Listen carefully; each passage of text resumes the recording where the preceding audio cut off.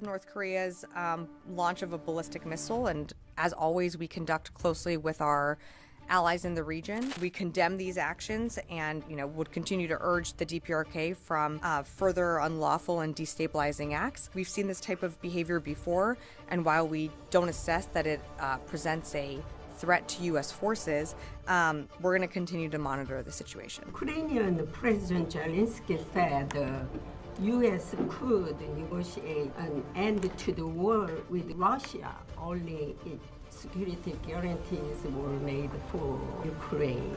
I'm going to let President Zelensky's words speak for themselves. He is ultimately the one that is going to have to decide how this war comes to a conclusion. That's not for us to dictate, and that's not for us to dictate those terms. What we are doing as the United States and as the Department of Defense, what the Secretary has done since April 2022, which is convene the UDCG and bring together partners and different coalitions to help Ukraine with what it needs, both in the short term and the long term in its battlefield requirements. In terms of the New Orleans suspect that you referenced, that is under investigation. But I think something that the investigation is going to look at is just how and why this individual was able to be influenced and able to be targeted and swayed by a group like ISIS. And many years out of the service. So it's, of course, something that we're concerned about. And that's why our mission in Syria and Iraq is so important, to continue to degrade ISIS. As we've seen them proliferate in other parts of the world, we want to make sure that we are, addressing that head on, and that's why we are where we are in both of those places. Days ago, Ukrainian president mentioned that the number of the casualties in North Korean soldiers about 3,800. So do you have any update of number of casualties in North Korean soldiers and any battlefield situation in North Korea? The question was on North Korean soldiers and casualties. Nothing has changed from our assessment, which I think we gave a few weeks ago, or maybe last week, kind of losing track of time. Approximately 1,000 DPRK casualties. That's a mix of killed in action and wounded in action. Again, I don't have more than what we've previously provided. The work that we do in Syria is a partnership with the SDF.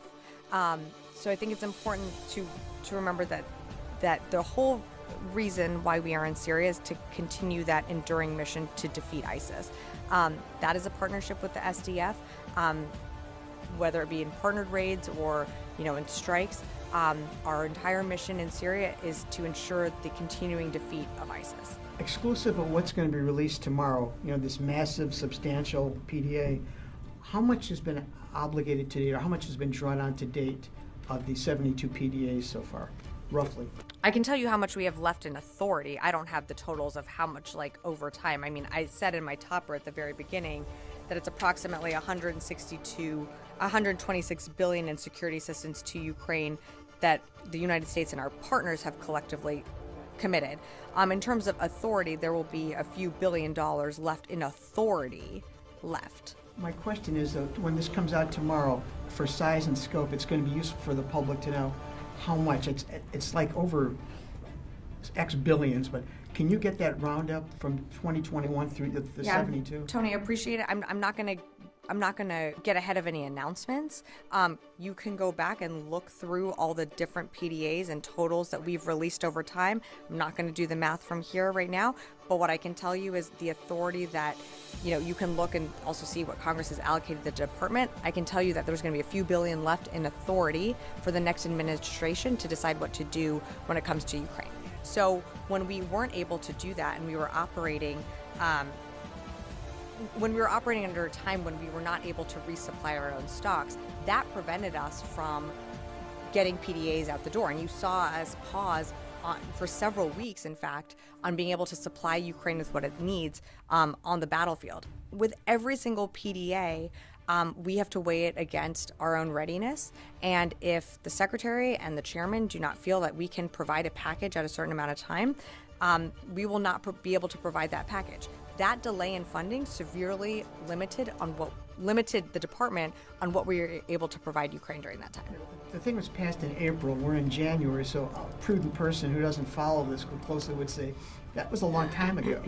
And I would tell that prudent person that, look, it takes the defense industrial base, it still takes a while to produce these capabilities. I mean, the fact that we're at the point of providing over 70 presidential drawdown authority packages to Ukraine, I think speaks volumes to this department's and this administration's commitment to Ukraine. So the California National Guard is adding 2 MAFs, and 2 more are being readied by the Nevada National Guard. And the department has 4 additional MAFs that could be used if needed.